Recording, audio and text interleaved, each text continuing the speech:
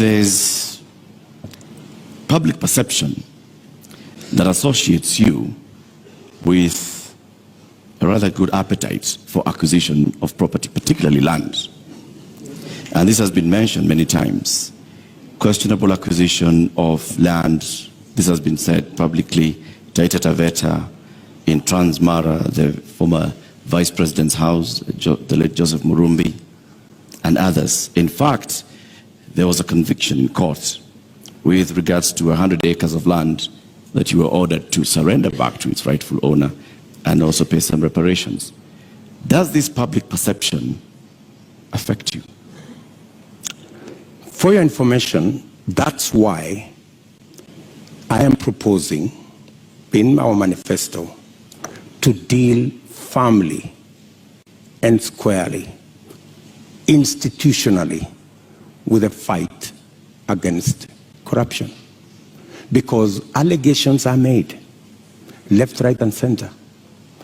Any piece of land that I have is legally acquired.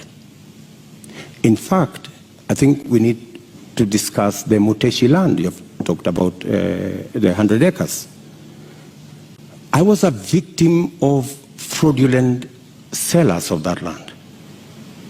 What the court ordered me to do was to pay for the 3 years I had occupied the land. And they calculated and said the income from this land would be approximately 5 million shillings for 3 years. And that's what I paid. The people who sold the land to me were taken to court for fraudulently selling the piece of land to me. Those people are in court. The Taveta, my question was, all these allegations. Taveta land issue. There was that, there's a Taveta, there's Western Hotel, there's Transmara. As a person, yes.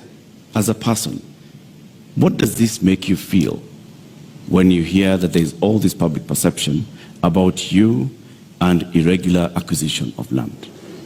You see, acquisition of property is a legitimate endeavor.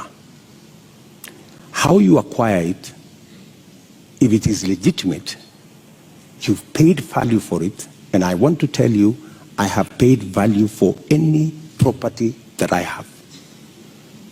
Maybe the whole story is like everything else that has been said, and all manner of allegations have been raised about many people, you know.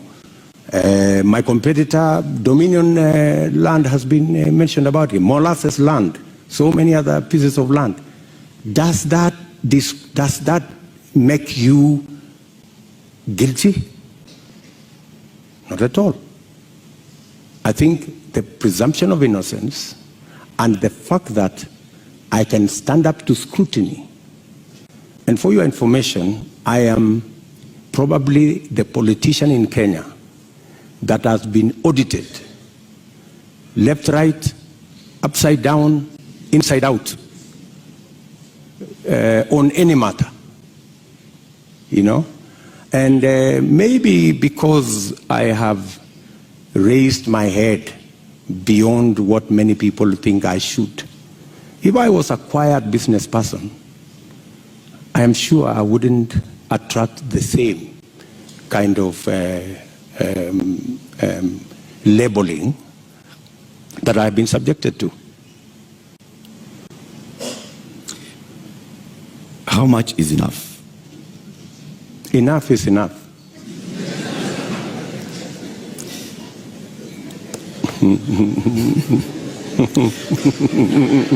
Mr. Deputy President.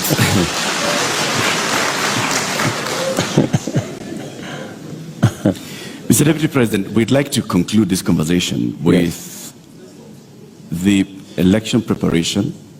We're just 2 weeks away to the August 9th general election. You've previously said that yes, you are willing and ready to accept the outcome of the election.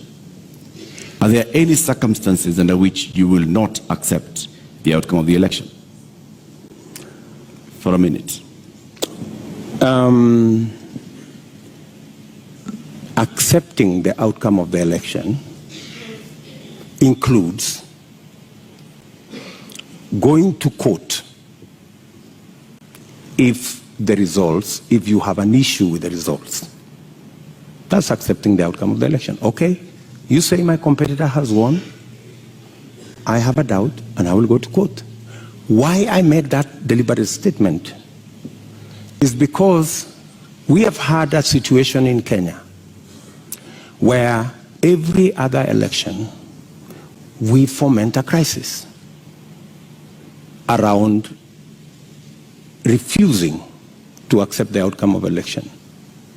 And it has cost us lives, property, and many other things. And I needed to be on record, and which I am, that I will accept the outcome of this election. I know that the people of Kenya will make a choice. If it is me, I will prepare to govern the country on day one. If it is not me, I will accept that my competitor has won.